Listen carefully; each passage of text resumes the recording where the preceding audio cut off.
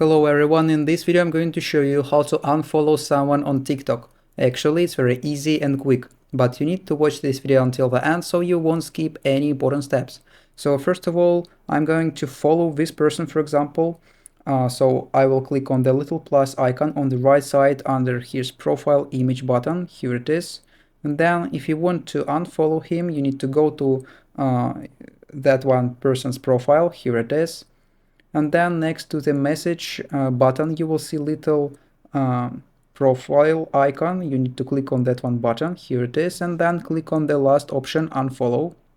So this is the first way how you can unfollow someone on TikTok. So another way how you can do that is to go back to the home page, and then at the bottom right click on the profile icon. Here it is, and then under your profile image you will see number of following. You need to click on that one number, and then you will see all accounts you follow. So you need to click on any account you want to unfollow, for example this one, and then click on the profile button again. Here it is, and then click on the unfollow.